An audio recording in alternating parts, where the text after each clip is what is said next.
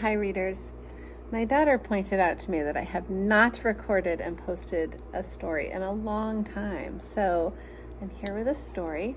I'm in a classroom. It's not my classroom. It's a classroom that I'm borrowing for the summer to work with some pretty awesome kids. And it's the end of the day. The kids have all gone home. It's quiet, except the fan because it's so hot.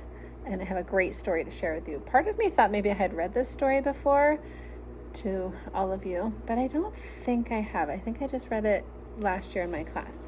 It's called Big Truck, Little Island, and I'm going to read the note in the back first. The note in the back says that a few years ago an incident happened on Vinyl Haven, an island off the coast of Maine, and what really happened is what was wrote about in this story. So I guess I won't read the whole thing to you right now, but it's based on a true story. And here is the initial picture letting us know something is moving across the ocean. And there's a closer look of what is moving across the ocean.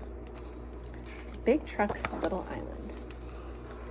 Out on the ocean, one bright summer day, bound for an island still 5 miles away, a tugboat was towing a truck on a barge, a truck that was hauling a load, extra large. What do you think is under that tarp? What is the load? It could be animals, it could be construction materials. Ooh, look at this aerial view. The cargo it carried was all under wraps, tied to the trailer with buckets and straps, facing a twisty and treacherous ride to get to the field on the far eastern side. Can you see? Here is the tugboat and pulling the boat, and it looks like they're going here. And then they're traveling up this road to that field. So they have a ways to go. You might wonder, why don't they just go around? Why doesn't the barge go around the island to the field? I don't know. Maybe there's not a place there for the truck to get off the barge. The barge reached the ramp. The truck trundled off. It bucked up the bridge with a wheeze and a cough. Then slowly but surely, it chugged up the road, lugging its 20-ton oversized load. 20 tons. That's very heavy. I can't compare it to anything right now, but you could do some research about 20 tons, 21 tons.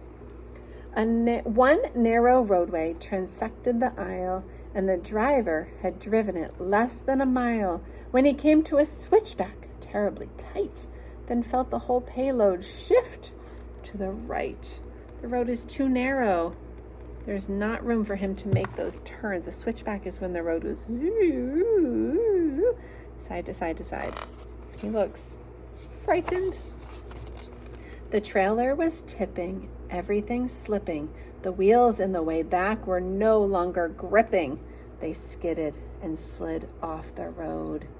And then, thud, it landed and lodged in the soft, sticky mud. Oh, bother. Oh, bother, oh, bother. 2 cars in a hurry arrived from the north. Then from the south came a third and a fourth. They waited and wished that the traffic was flowing. They had things to do. They had to get going. I'm going to make a connection to this because right now there are lots of roads in my town where the road crews are fixing the roads that were washed out with heavy rains. And sometimes I have to be the waiting, patient car, and sometimes the road is really narrow. Meg had a swim meet at 3 at the pool. She swam the fly for her team at the school. And Barry was already late for ballet. He needed to practice his battement frappe. I hope I said that right. They really need to get to where they need to get to. Pete had a project to finish with Paul, a working volcano with lava and all. And Sue had to be at the dog wash with Bunk, her sheepdog who tried to make friends with a skunk. Ew, doesn't look like she's happy to ride with her dog. Dogs will never learn. Oh my goodness, look at the mom. The grown-up has a clothespin on her nose. parental frustration soon started to show. How could they get where they needed to go? They stewed and they steamed and their faces grew red. Then all of their children convened up ahead.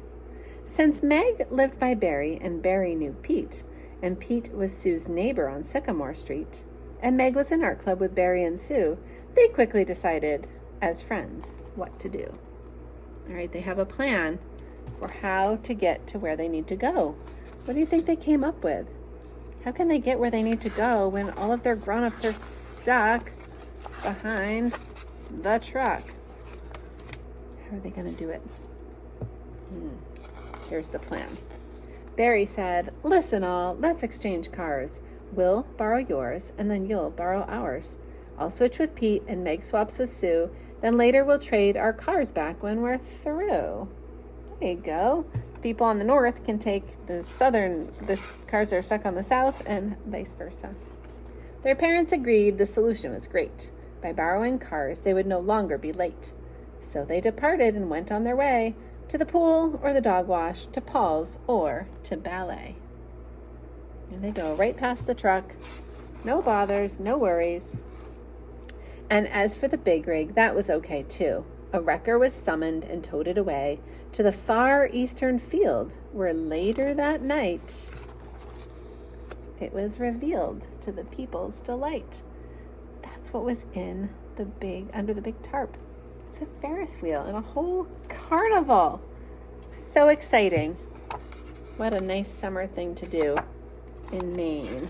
And there is what really got stuck. I'll give you a closer look in a minute. It says during a large wind power construction project, a huge tractor trailer went off the road and blocked the local traffic. Given the size of the truck, the narrowest of the island's roads, such a mishap seemed likely. But the islanders found a way to resolve the problem. And there they are. This is what got stuck in real life Maine. And then the people who were stuck in traffic decided to switch cars. And that inspired this story. I love it. I think it's a great one. I think it's problem solving and working together, creativity. And I wish I was on an island in Maine right now. Even if I was stuck in traffic, it would be lovely to be there. I hope you enjoyed this story. I'm sorry it's been so long since I have put out a new story, but I am inspired now to read more stories and get them out to you. Thanks for listening today, and keep reading.